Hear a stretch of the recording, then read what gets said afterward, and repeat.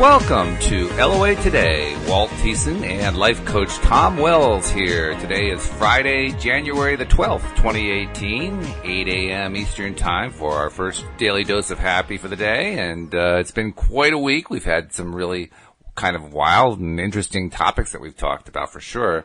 And Tom, you're kind of bringing us back to ground zero again. We're going right back to the basics today with your topic, huh?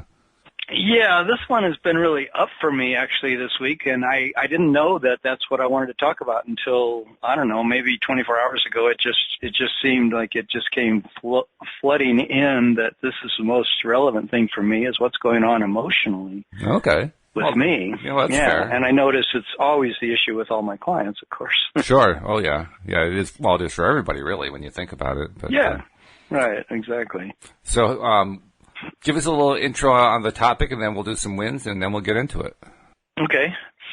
Well, you know, this idea that we have an emotional guidance system is not something that I ever understood or thought about or never was introduced to me throughout my whole life until I ran into this channeled work of Abraham, and to understand that that emotions are not these big deals that I've for so long felt that they had to do with identifying my entire character, you know, but they don't. I'm now the way I'm seeing it now. Emotions are simply vibrational indicators of where I'm at in relationship to the mixed vibration that's going on inside me. And of course we can talk more about that during this hour, but this is what an emotional guidance system is, something that basically says you are an eternal being, and you came here to have a whole lot of fun, a whole lot of adventures, and your emotions are the thing that telling you to what degree you're aligned with the fun or the lack of fun you're having here in creating, you know, in making this life something truly wonderful, something delicious and beautiful. And your emotions are telling you whether you're on or off in that game. All right. So we can get into that in more depth. Yeah, absolutely. In terms of wins, we have a big win coming up later today. I don't know exactly what time it's going to be because you can't always project it exactly and precisely, but sometime today, LOA Today is going to hit its 15,000th play. Wow. Yeah. Congratulations. Yeah, we're doing really well. I mean, it's moving along at a really nice clip. I mean, last month we did a little over 4,000 plays, and this month we're on track for well over 6,000, maybe 7,000 plays, and it'll probably even accelerate faster than that. So, That's great. And you're on your way to about 1 million plays, right? That's the goal. That's where we're trying to get to this year, and I have every reason to believe we're going to get there, even though it takes a lot of multiplication and, you know, powers of to get there, but I think we're going to get there, and a large part of that. You definitely could. A large part of it is going to be the book that we're putting together. We're getting really nice feedback from people who are life coaches saying, yeah, I'd like to do that. Yeah, include me in it and so forth. A lot of people saying this thing's going to take off. This thing's going to be great. So clearly, I mean, we're doing that for publicity purposes. We're doing it to get more and more people aware of the LOA Today show. And I firmly believe that once more and more people are aware, they're going to listen in droves. Because the people who are aware of it now, which numbers in the hundreds in terms of unique individuals, those hundreds are listening to 20, 30 shows a month. And we're putting out 45 shows a month or so. So they're listening to, you know, the majority of the shows. And they're listening cover to cover. So I know that we have a good product. I know that people are enjoying it. You know, it's just a question of getting it into more people's hands, and it's going to happen. I'm just confident of it. So, how about it definitely will. So, how about you? Any wins this week? Anything really good happen? Yeah, I had a really good experience Tuesday night going to a class I take on public speaking. And I got up in front of the room and I spoke entirely spontaneously for about 6 minutes. Not that I don't do that on the podcast all the time, but to stand up in front of a group of people and just shoot from the hip in the sense of speaking and to be coherent and on a topic and then to inspire people in the room a lot. I got incredible feedback. So it felt really good because I felt like I was channeling through me this wisdom or this knowing and this joy that was really uplifting to other people. And so I started a course this week in learning how to channel. And I'm really enthusiastic about this idea of letting my my higher self speak through me more and more. That was one win. That's a good win. It's a really good one. It's also a very different experience to speak publicly in front of an audience.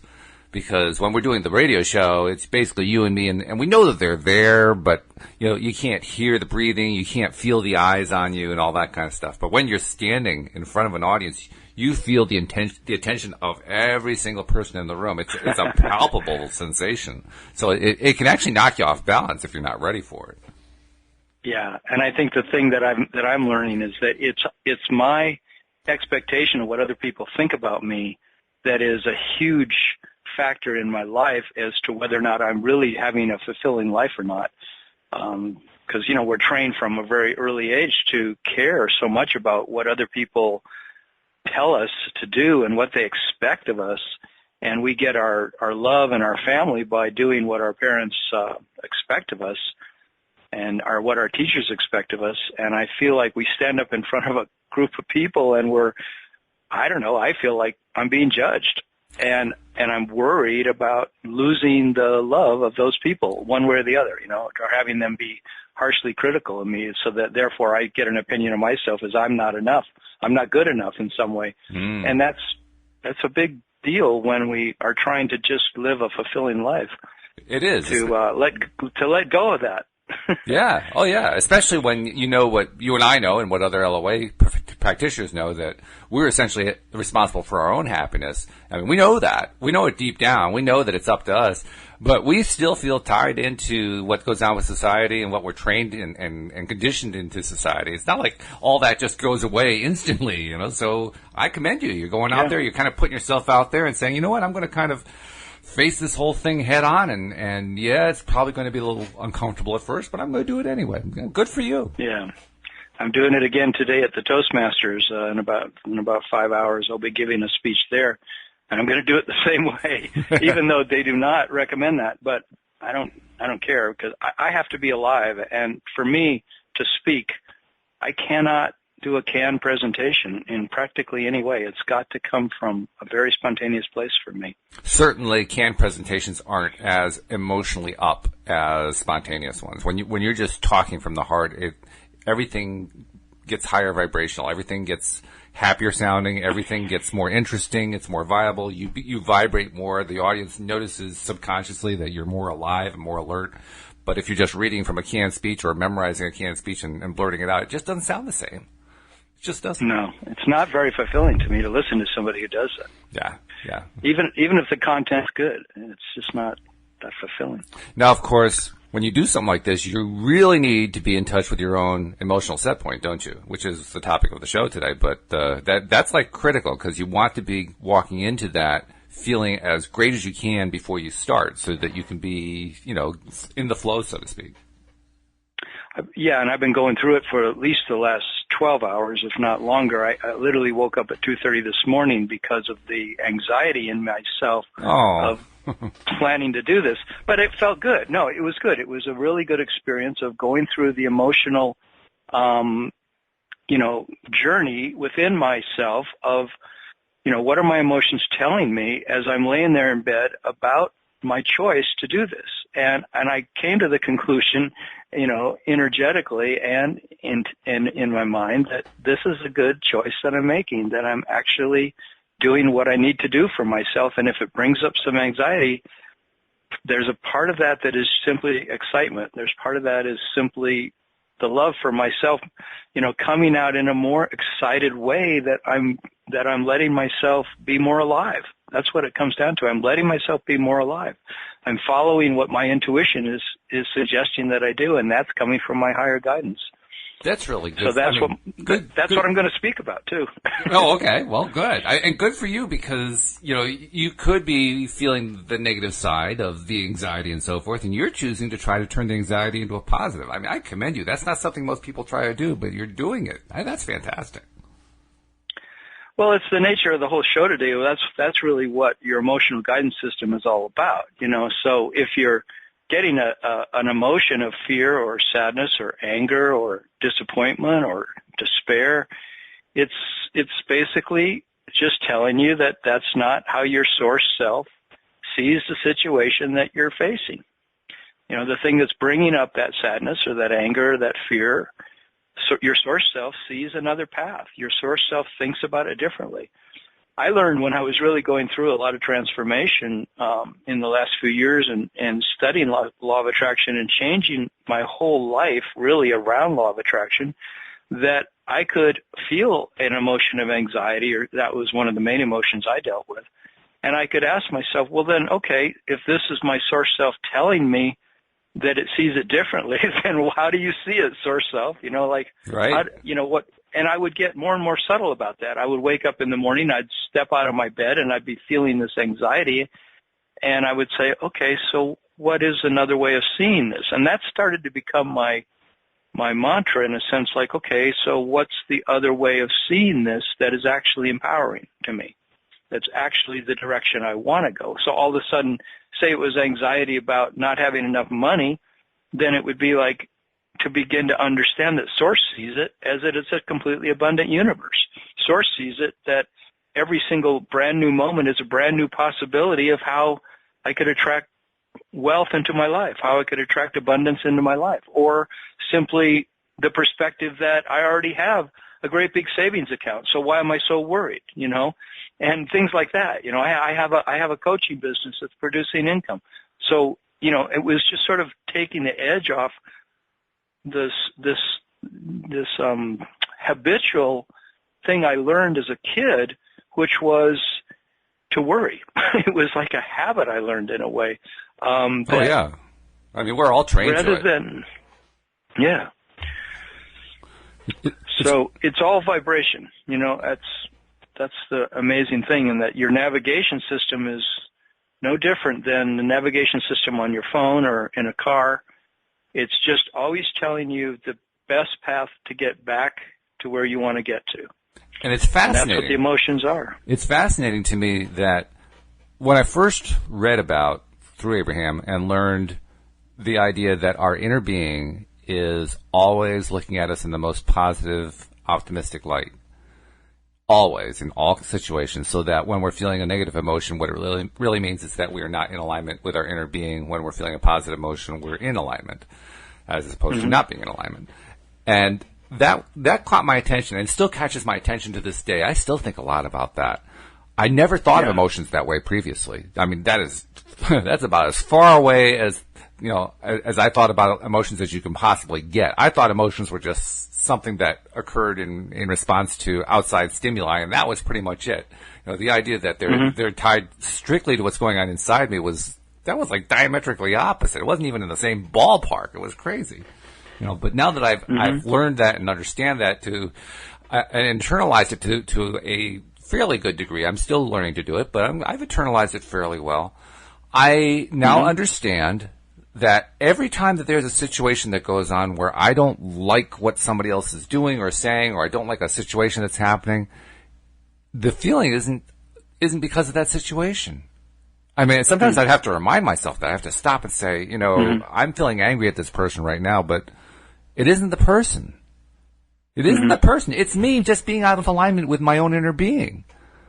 Yeah, that's a great realization. That takes a while to really, you know, kind of take that in, because that's completely different from what we believe as we're growing up, as we get, you know, become adults in society and so forth.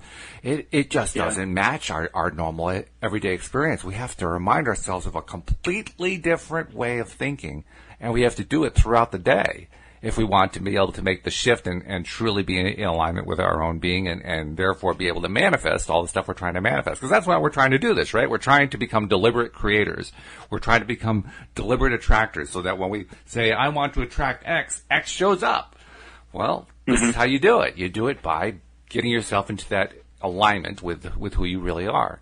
And the cool part, the hard part of that, and I detected the hard part very early on. In fact, I even responded to somebody on Facebook just before we started the show today who was having a little trouble with it.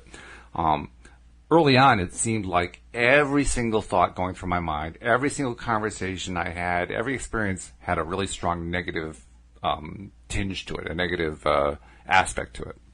And I asked myself, how on earth do you think positively when everything coming through your mind is negative? That's what this person I was responding to was basically saying. She was trying various things and nothing was really working for her, and she's relatively new to it. And so I just wrote back to her, you're not alone. I mean, when I started, it seemed like every thought I had was negative. Actually, before I started, I didn't think I had any negative thoughts. Then my wife pointed out to me how I was actually expressing things negatively all the time. I took a little inventory, realized that much to my chagrin it was true, and said, okay, well, now what am I going to do about it? And then ran into The Secret, ran into Abraham, and started learning this stuff and realized very quickly that, well, if I'm going to turn stuff around, I actually have to get control of my own thoughts. And most of those thoughts are, like 99% of them are negative. Oh, my God. I mean, that's the way it felt. Oh, yeah, it's huge. And what I told her is essentially what happened. It didn't happen overnight. It took me a while to turn that around. And you think about it, like Wendy says, there's a lot of momentum behind that. There's a lot of negative momentum you're trying to slow down and turn around to go the other way. So it can take a while. Mm-hmm. But the most important thing that I did, and again, what I said to the woman I was responding to online, I made it a point not to worry so much and not to focus so much on what other people said that they did that made them feel positive. Because that isn't necessarily what would make me feel positive. I mean, if somebody gave me an idea like doing affirmations, it worked for them and it worked for me, great. But it actually, what really happened is when I read other people saying, "We'll do affirmations," and I did affirmations, I felt nothing. I got no value out of it. It took me a long, long time before I even felt like I moved the needle with affirmations. So I said, well, affirmations isn't going to be the way for me to do it. I got to find a better way, something that works better for me, because I'm a different individual from them. Okay, so that just means I have different interests. I have different things that excite me. All right, so what does excite me? And I made it my quest to find out what excites me, to find out what really jazzes me and helps me zoom faster into that positive zone. And you know what I found? It took me years to find this one, but what I found for me was music. Listening to music, particularly when I'm out, walking or just doing something, for fun or for exercise, just playing music, playing it from my iPhone and just listening to it. And specifically, not just any music, specifically music that had a very positive message and a positive upbeat feel to it, so that song after song after song was great feeling. And if I play that, I get high on that very quickly, much more quickly than I would have anticipated. So it took me a while, but I found my thing. And that's what you really have to do. You have to find your thing. Just because somebody else's thing is X doesn't mean that's going to be your thing. You got to find your own. And when you find it, then you just go with it. And you keep doing it over and over again. And then all of a sudden, those huge numbers of negative thoughts that you're dealing with, they start to reduce. In fact, they start to reduce fairly quickly. And all of a sudden, you find yourself thinking positively a lot. And you say, whoa, this is a really weird place to be. I'm not used to this. That's great. That's my approach to how you control your emotional set point.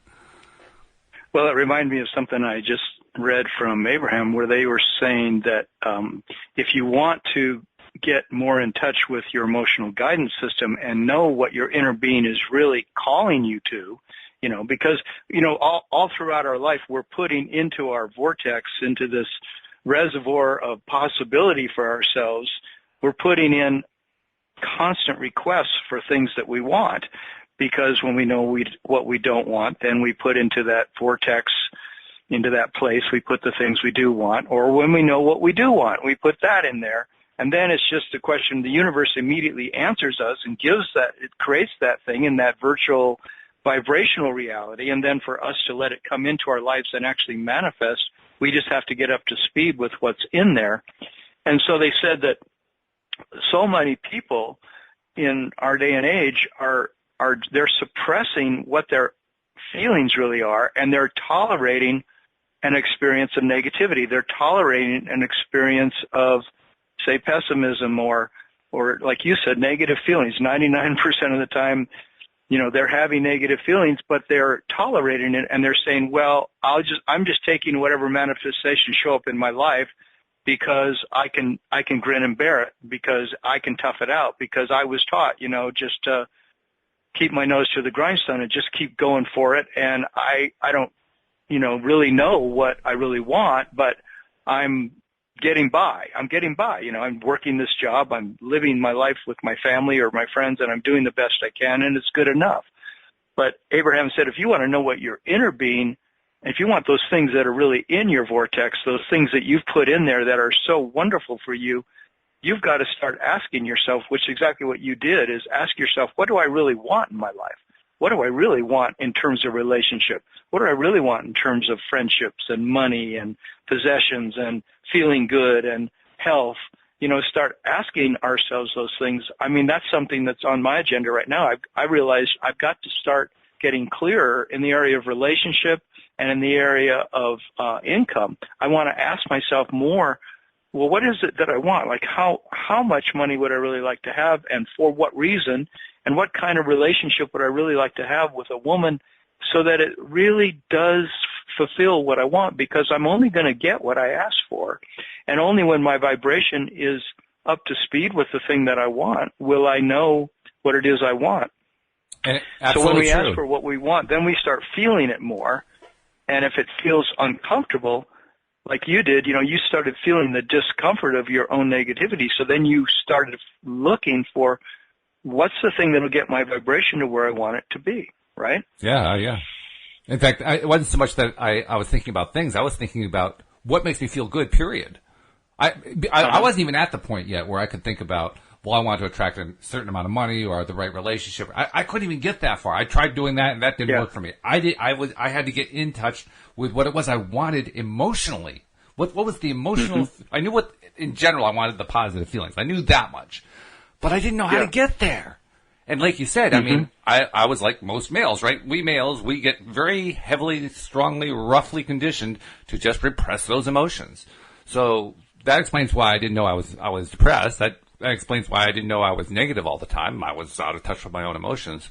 But even more than that, even if I tried to get in touch with them, I didn't have enough experience with them. I didn't know what I wanted. I didn't know what would make me feel good. I had to find that. That takes a little time. Then when you find that, then it becomes a lot easier to say, okay, now that I know what makes me feel good, well, now I can start asking the question, well, what things do I want to attract? But the emotions have to come first, I think. Yeah. I had an experience with affirmations of making them work for me. I had lived in ashrams and spiritual centers all around the country for 10 years, from age 23 to 33. And when I got out of that, I was pretty disoriented because I had lived a monastic lifestyle for 10 years, and I had been completely taken care of in that ashram. And all of a sudden it was ended in 1983, and I was back out on the street, and I had to figure out what to do with my life. And it was so disoriented. And a friend of mine said, would you like to go to work for me in my telephone company? He had a small company that installed business telephone systems. And I said, I don't know, I guess so. And so I started, he even let me move into his place with him, and I started working with him. And I learned that about affirmations at that time. So I got cassette tapes, and I made this huge amount of affirmations that all were statements of how I would like my life to be in every area, from emotions to money to relationships to everything. And as I would drive around doing sales calls for this selling phone systems, I would have this cassette running all the time. I don't even think I listened to music for a year. It's like I just listened to these affirmations, and I would do them in the first person, second person, and third person. So I would say, I now have, I now make $5,000 a month minimum, or whatever the affirmation was, and I would say it in the first person, second person, and third person. And I swear, it changed my entire life. It was like I just watched my whole being change by simply listening to this and believing it. But I believed it so much. And that's the only time in my life that affirmations have really worked. I've tried to use them since, and I've had more experience, like you said, where they just seem flat. I can't kind of get myself all psyched up about them. Although I do say certain things to myself still, like, all is well. I say that one a lot, and it completely resonates with me because I totally believe that all is well ultimately, so that if anything comes up, I kind of can calm myself pretty quickly, just saying everything's okay, all is well. It's going to be fine. Just keep on the track you're on, and keep doing the right stuff for your heart and your soul and your mind and your body. And that's one thing I do. Isn't that interesting though? Because you did use affirmations early. They worked well for you, and then later on they stopped working for you. I mean, clearly that means your interest and your preferences changed in some significant way, so that listening to the affirmations just wasn't cutting it anymore. But it's all within one person. We're not talking about two different people who had two different experiences. We're talking about one person who had two different experiences. Yeah, and I do kind of believe that I could probably resurrect that, but the energy that it takes to get that all going, it's not in the flow for me any longer. That, there was a time when I was just so preoccupied with my own personal transformation that I was working on it all the time. And now I've come to realize that eventually became one of my biggest things keeping me from having the life I wanted to have was I was trying too hard. The biggest realization I had when I really got into LOA strongly 4 years ago was that LOA was immediately listening to Abraham was teaching me, you have to chill out, dude. You got to relax. You're so worried about your happiness and you're so worried about having the things you want in your life that you're not ever going to get them because of that. That was the very thing keeping me from having the job I wanted, the career I wanted, the income I wanted, the relationships I wanted, the kind of feeling inside my being, the emotional state of peace I wanted was all being held back because I was trying so hard to get there. Yeah, it's true. And, when you look at the three universal laws as Abraham lays them out, the first one's the law of attraction, which is literally, it's not any kind of an action thing per se. It's just that everything vibrates and like vibrations attract like vibrations. That's pretty much the limit of what the law of attraction itself says. Second law being the science of deliberate creation. That's where you're trying to apply your thought. You're trying to be deliberately the creator, saying, okay, I'm going to focus on this. I'm going to focus on that. I'm not going to focus on that. It's being selective and so forth. And then the third one, that's the one that you were just talking about. The third one is the science of allowing, where, okay, you put the request out there. Now you just trust, you let go, you release, you say, okay, I'm going to let it in now. And you just get out of the way, you let you get the negatives out of the way, you get yourself into that positive place and just stay there and believe. And that's the hard part for somebody who's trying too hard. We don't get ourselves into the allowing place so the stuff can't show up. Yeah.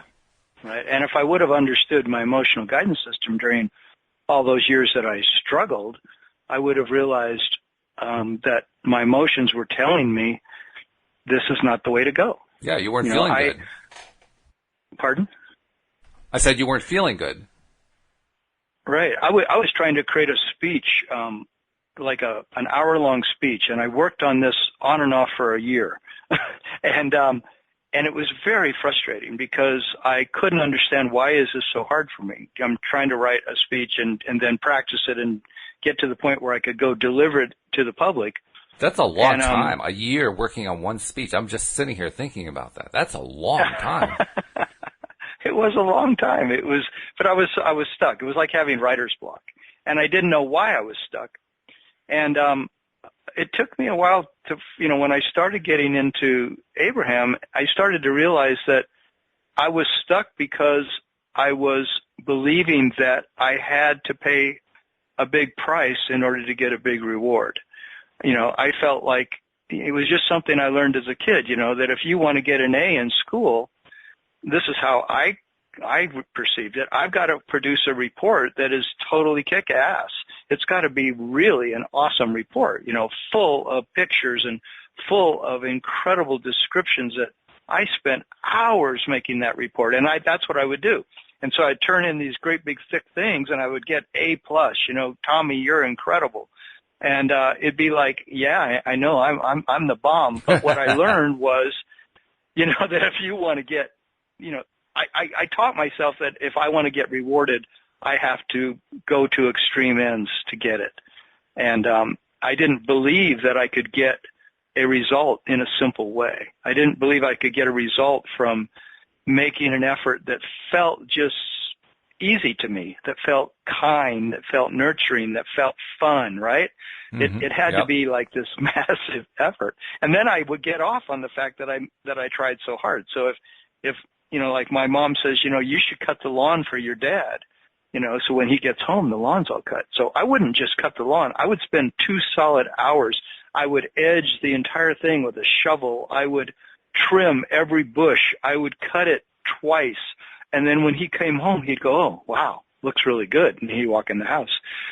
But my mom would always go, oh, you did such a great job. You made your dad so happy and so proud. My dad wouldn't actually say that to me, but my mom would. If you want a job, my wife's gardening business, we can always find, work for people who really know how to do nice edging and nice pruning and all that kind of stuff. So come on over, Yeah, if you'll fly me back and put me up in a nice there you go, right. No, I actually can't do that. I can't do that work anymore. It hurts my back too much. I worked too hard during my life. I tried too hard with all the different physical things I ever did. I would work so hard to do such a good job that I was a perfectionist, and now my body in my 60s, it's kind of messed up because I tried so hard, So you got to be kind to yourself now. Me up. Yeah. Well, being kind to yourself is also important because I think when you're kind to yourself, that's when you find what jazzes you. It's hard to find what jazzes you when you're pushing it so hard. In fact, you really can't because you don't allow yourself to be in that place where you say, so what is it that I enjoy? I can't remember anymore. Yeah. And that's why if like in this emotional guidance system stuff, if we let our emotions be simply indicators of what our vibration is, and that's it. They're simply telling us, that you're not in tune right now with your higher self, with what your higher self wants for your life, the thing that you most really want. So, get back in tune with that. And interestingly, one of the best ways to get back in tune is to relax and take the pressure off ourselves when we're feeling a negative emotion. Like when I'm feeling a negative emotion, I just accept it. And I go, okay, I'm feeling afraid.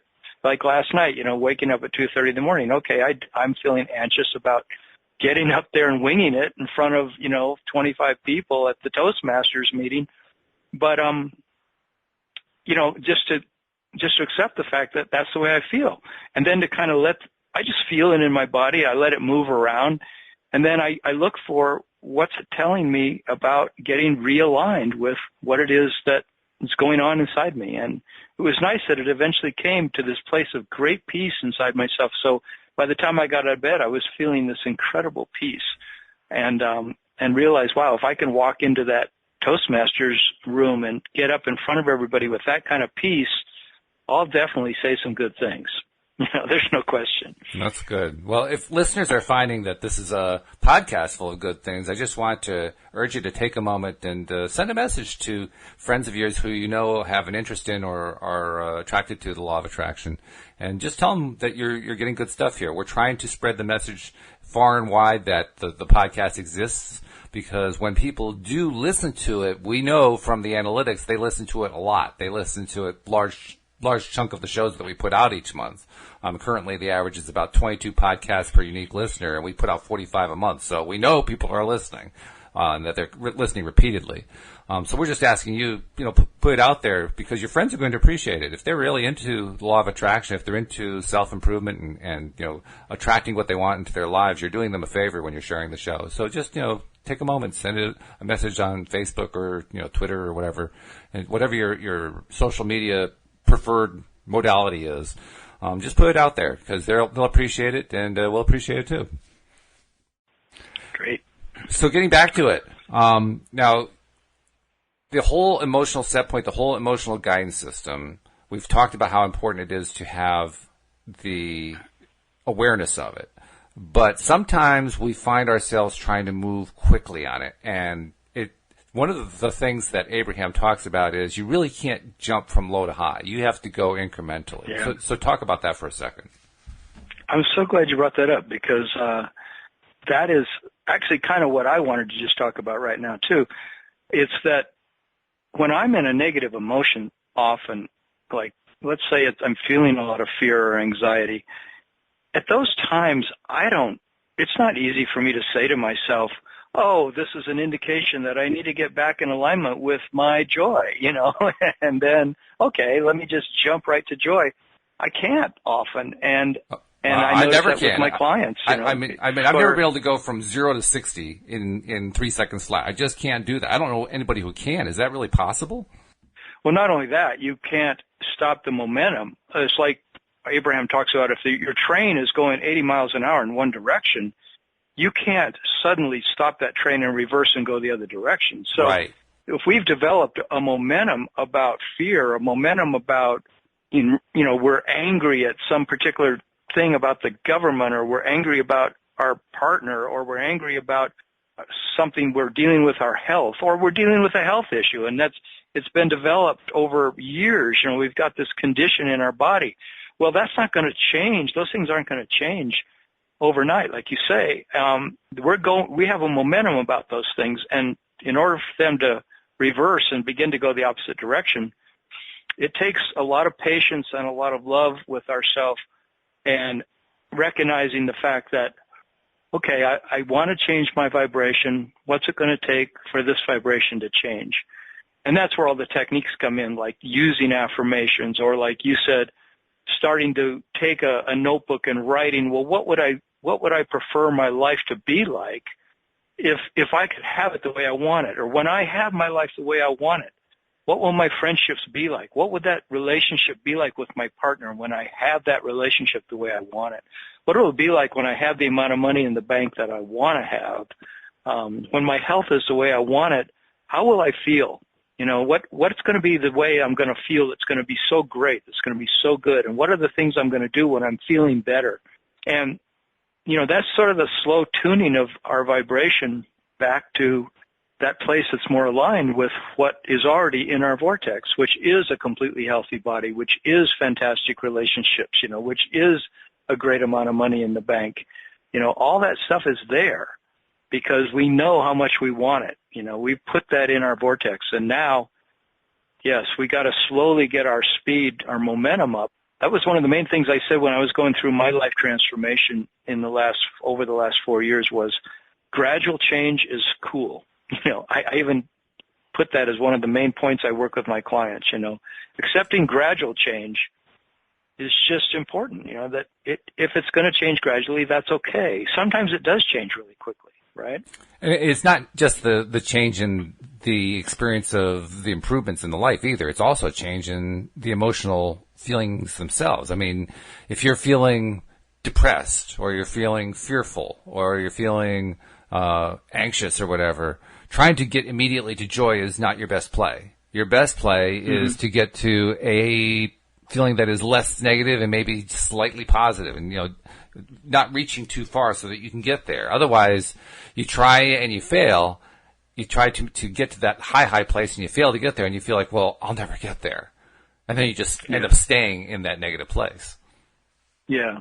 And Abraham has talked a lot about that emotional scale, that goes all the way from the very bottom, it's depression, despair, and hopelessness, and at the very top, it's joy and ecstasy. And then there's all these emotions in between. And if we're way down in depression and we're locked in our room 24 hours, and we finally come out and start yelling at everybody in the house, they say that's better.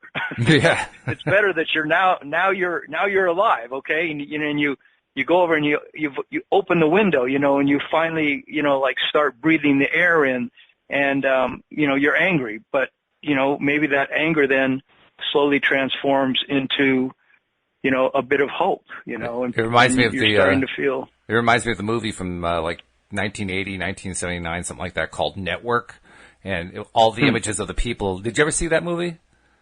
Oh, was that about the news network? Yeah, the news network that the broadcaster, the anchor, decides just to kind of go off on a rant because he's so frustrated, and he says, "I want everybody to go to the window and shout out as loud as you can. I'm mad as hell, and I'm not going to take it anymore." And then you see these scenes of people leaning out their windows. "I'm mad as hell, and I'm not going to take it anymore." Yeah, a lot of times that's what we need to do, is just take it up a notch.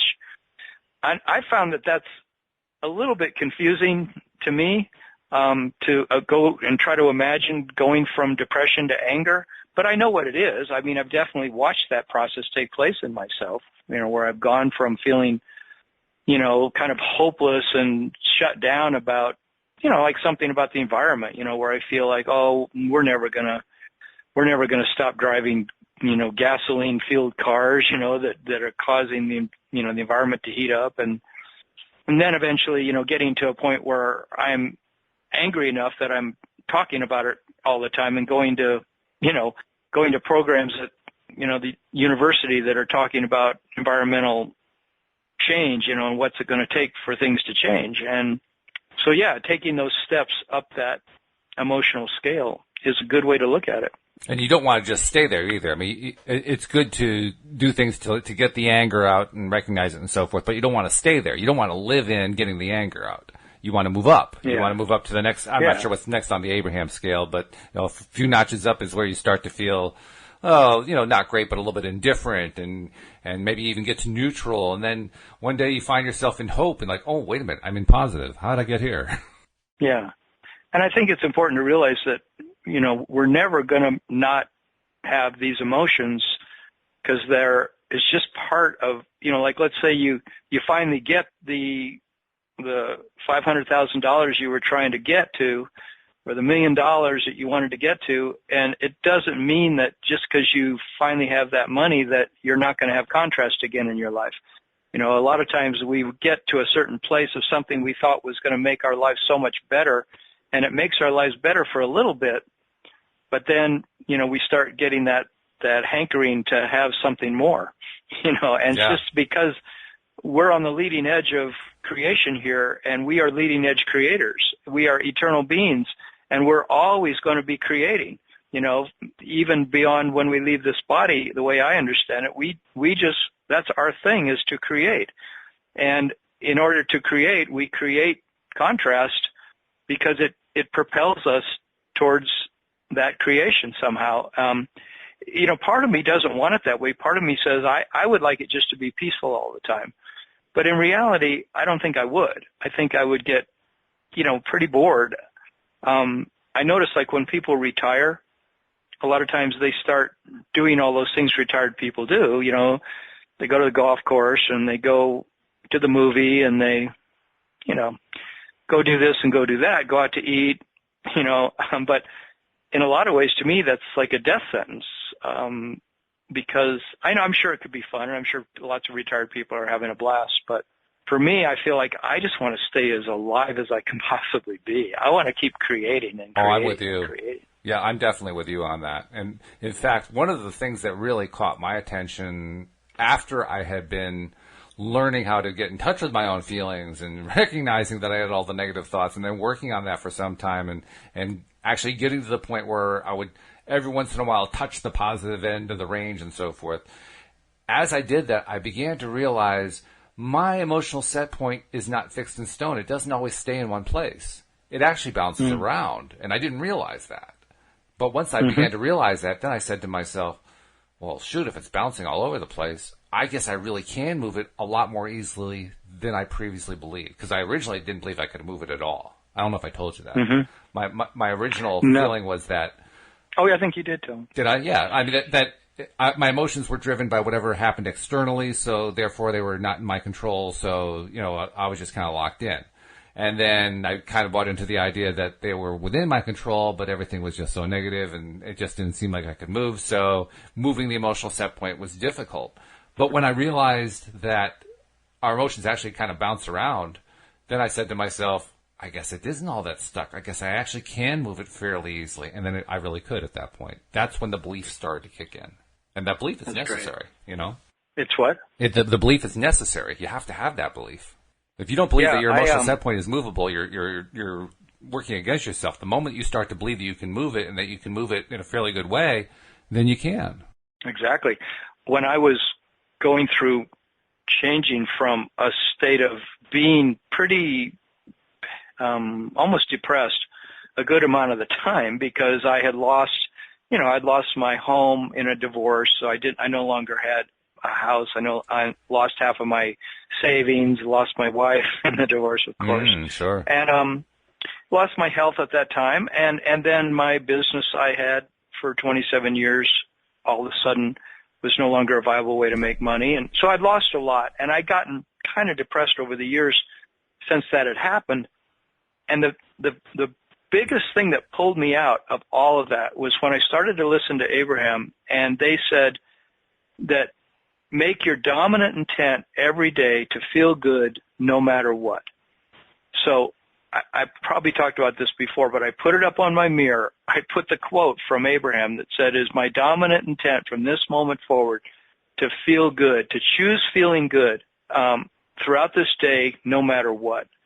And every day I would look at that, and I really realized I totally had that ability to make that choice, that I could literally say that I was going to feel good, and I would. It was just a choice, and I realized I could just choose that, and that was cool. Like, sounds like you did the same thing. Well, I know something else that's cool. You lost your wife, your home, your income, and your health, and you were only a little depressed. Like, how on earth did you do that? No, I wasn't only a little depressed. Because I always believed that life was resilient and I was resilient. And so right after it all happened, I said, oh, this must be for the good. So I'm going to make the best of it. And now I'm going to meet somebody I really want to be with more than my wife, and now I'm going to create a better career than that other one. I never wanted to do that one anyway. I did it because it was really nice setup. But it wasn't what I really wanted to do. It wasn't using my talents to the fullest. It wasn't letting myself express myself to the fullest. I said, okay, now I'm going to do all that. But when I really got depressed was when I failed at making all that happen at first. And my health continued to get bad, and I continued to not see the income I needed coming in. And so that's when the depression started to come. Oh, okay. It's when I started seeing myself fail. And I actually got to the point where, for the first time in my life, where I let thoughts about suicide even into my head. Not that I was thinking that I was going to do it, but I was sitting there laying in my bed one night in 2012 or something going, I can't even believe that I'm actually in this place where I wonder if it's worth going on, because I never thought I'd in my life ever be at that place. And that was a good wake-up call to me, but it was also hard. It was hard to accept the fact that it felt that difficult to me. And that wasn't actually the main impetus that made me change. It was, I just continued to work on myself because I wouldn't give up. I was tenacious. And, but the thing that actually caused the change was when, I ran into a psychic who told me, you need to get into Abraham, and you need to get into a couple other things she told me about. And that's when things really turned around.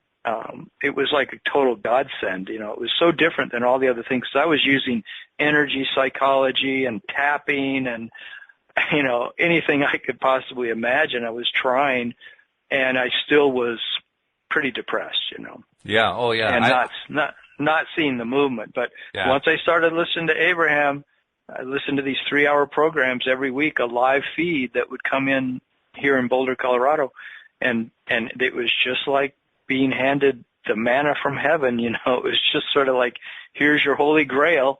If you now know the way to be happy.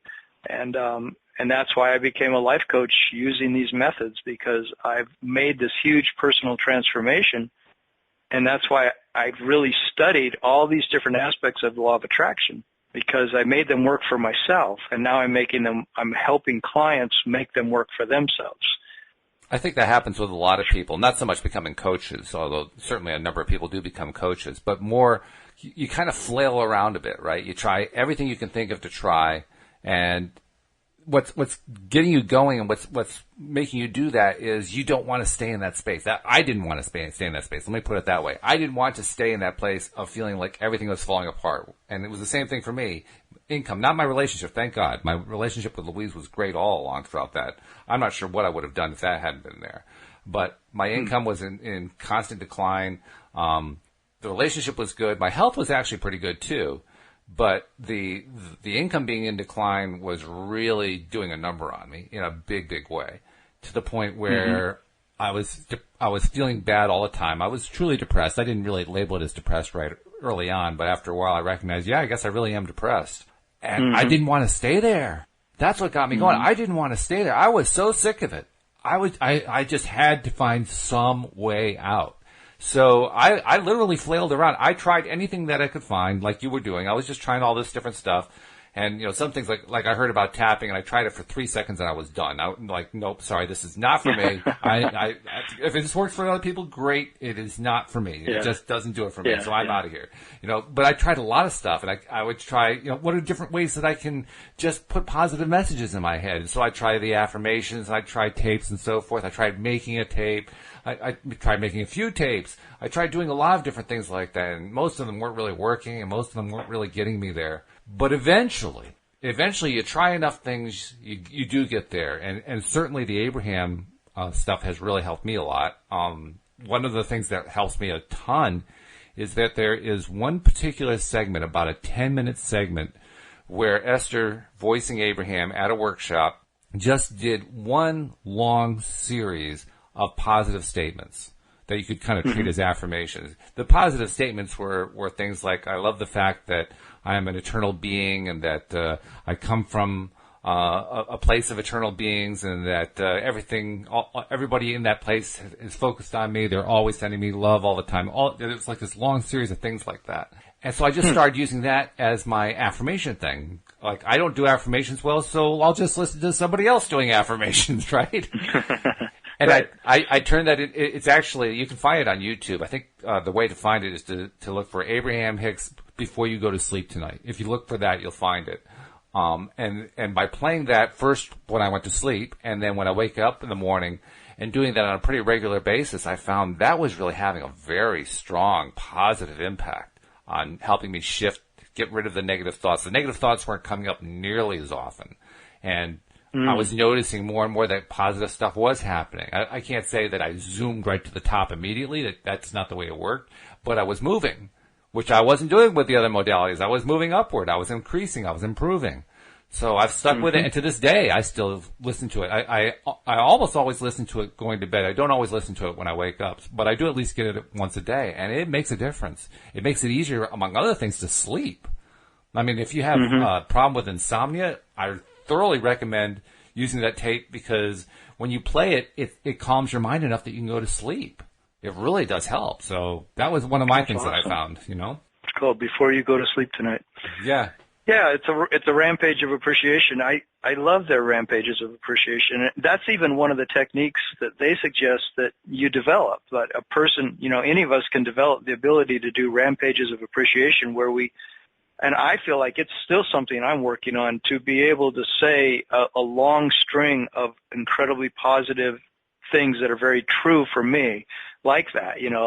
I know that I'm an eternal being. I know that I have these constant others in the unseen realm that are helping me. It feels so good to know that this day to day I can choose throughout this entire day, that I can choose to feel good no matter what, and that I have the wherewithal to allow that to happen in my life, that the grace is there, the blessing is there in this life for this life to really work out well for me, and on and on.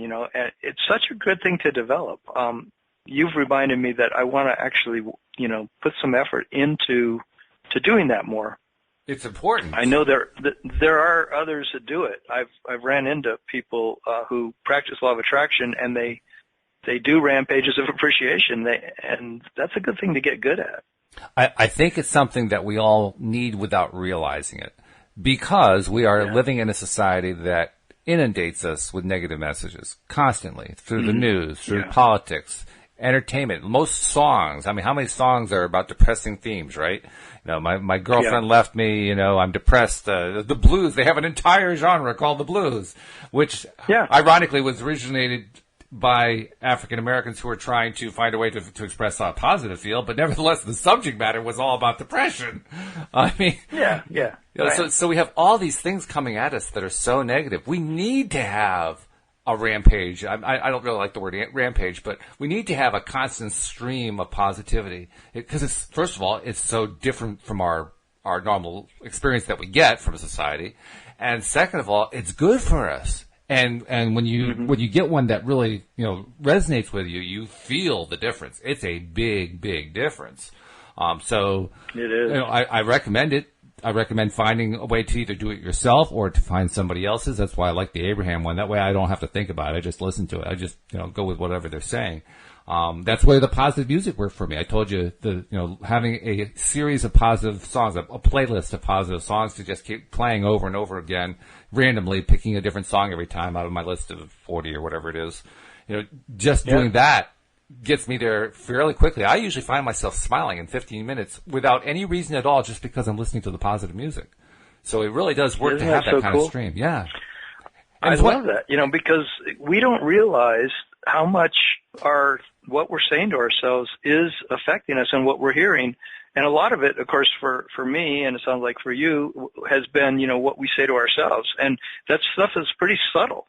And start to catch it, the fact of what am I saying to myself throughout the day, Oh, yeah. And start noticing more and more that some of those things, a lot of them are just old, habitual ways of thinking about a particular thing in my life, or just, whatever it is, it's just old thinking that needs to be replaced with more positive thinking, with other ways of looking at the same situation that are more uplifting, that are more transformative, that are more fun, that are more easy, that are more enthusiastic, all those adjectives you can imagine that are on the positive end of the emotional scale.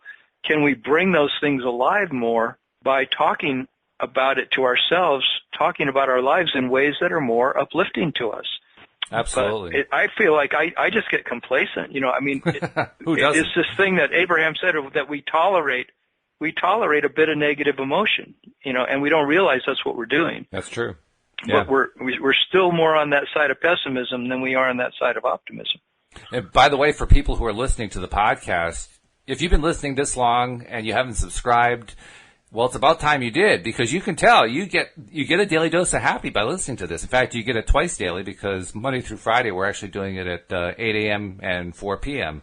For instance, today on Friday, Tom's doing it with me this morning, and that's 8 a.m. Eastern Time, 4 p.m. Eastern Time. 4 p.m. Eastern Time, it's Wendy Diller doing it with me, but there are different co-hosts doing the show every day, Monday through Friday, and plus I do it with David on Sunday, 11 a.m. Eastern Time, so there's a lot of opportunities to get it. If you haven't subscribed, please do so. People who subscribe listen over and over again to all the different episodes. There's a lot of really good content that we're talking about, and it's all positive. The way to subscribe is to go to loatoday.net. That's the easiest and direct way, because there are little links there you can click on that says click here to subscribe. And as long as you have some sort of podcast software, it will just hook it all together and boom, you'll be subscribed.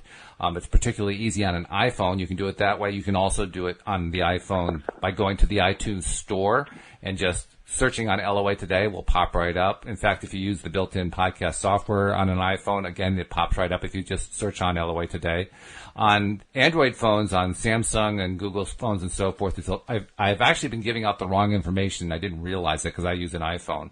But Wendy, who uses an Android, corrected me on it. So when you go to your Android phone, to your Samsung or whatever, what you want to do is go to the Play Store if you don't already have podcast software. If you have podcast software, great, just do a search using your software and you'll find LOA Today. But if you don't have software, you need to go to the Google Play Store, which is just labeled Play Store on your Android. Click on that, and one of the free ones, there are a lot of free ones you can get. The one that I would point to is one called Podcast Manager. Just download and install that app. And then once you've installed it, then you can use that to search for LOA Today and find us that way. So I just wanted to make sure I correct that. In fact, I'll do that over the next few shows, because I've been kind of leading people down the wrong path, Tom, and iPhone users have been signing up, and Android users were signing up half as often. That's not fair, Wow. So you got that clear. Now, also, you mentioned you do the coaching for people who want a little assistance. How can they reach you? They can go to my website, which is youarejoy.com. That's youarejoy.com, and they'll see in the navigation bar free coaching session. And there's a page that they can fill out their name and email, and then I will contact them, and we'll set up a free hour of coaching about any topic they would like, so they can see if they would like to do coaching with me in the future. Sounds great. Tom, it's been a pleasure. I can't wait to talk to you again on Monday.